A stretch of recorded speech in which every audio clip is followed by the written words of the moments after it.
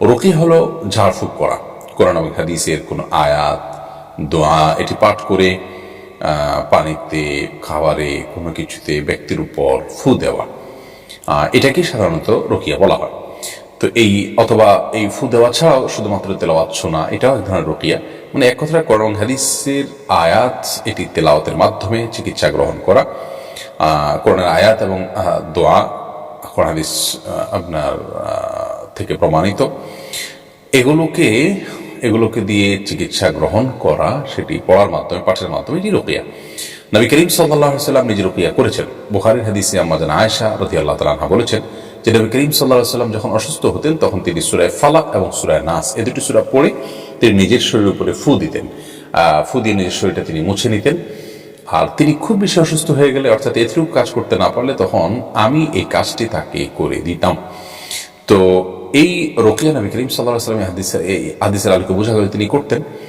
আর এছাড়াও তিনি তাকে একবার লাবিদ ইবনে আসম নামক একজন ইয়াহুদি জাদু করেছিল, এটিও বুখারীতে বর্ণিত হয়েছে।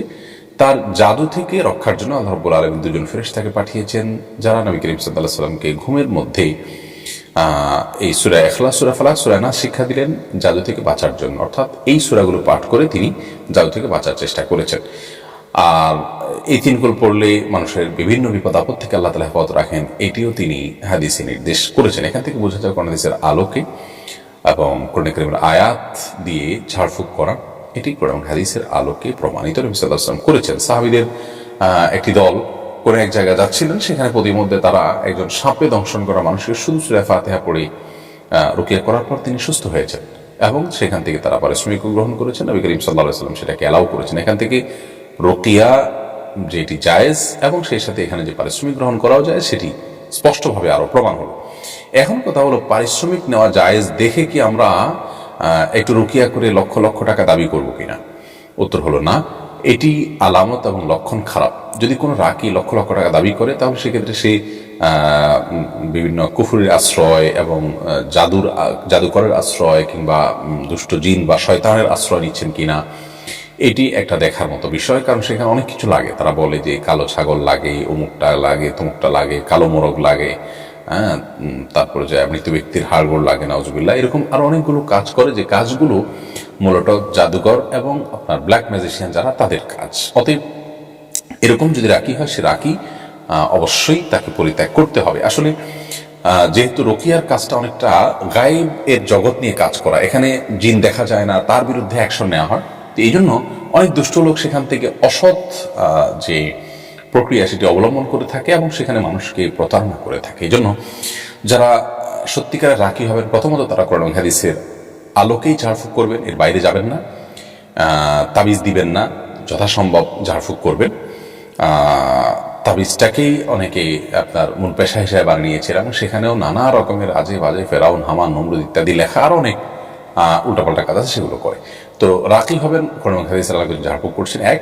আর দ্বিতীয়ত হলো, যেই রাকি রুকিয়া করতে গিয়ে, ঝাড়ফুঁক করতে গিয়ে লক্ষ লক্ষ টাকা দাবি করছেন, অস্বাভাবিক কোনো চার্জ দাবি করছেন, তাকে অ্যাভয়েড করতে হবে। কারণ এক্ষেত্রে যেটা বলেছি যে এটি ভ্রান্তিকর বিভিন্ন পদ্ধতির অনুসরণের একটা আলামত হতে পারে।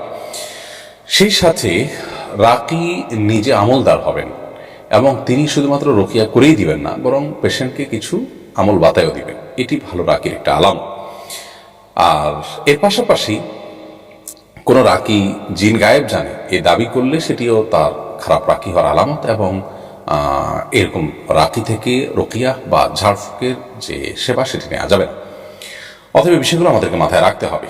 কোনো রাকি রোগীর শ্লীলতাহানি করে কোনো নারীর চিকিৎসা করতে গিয়ে এরকম পরিবেশ তৈরি হয় তখনই, যখন রোগী এবং রাকি উভয়ে ভুল পদ্ধতি অবলম্বন করেন। আর সে ভুলটা হলো যে কোনো মেয়ে রোগীর চিকিৎসা করতে হলে সেখানে একাকী রাকি এবং রোগী থাকবেন না, বরং নবী করিম সাল্লাল্লাহু আলাইহি ওয়াসাল্লাম বলেছেন, লা ইয়াখলুওয়ান্না রাজুলুন বিইমরাতিন, একজন পুরুষ শুধুমাত্র একজন নারীর সাথে একাকী নির্জনে কোথাও সময় কাটাবে না।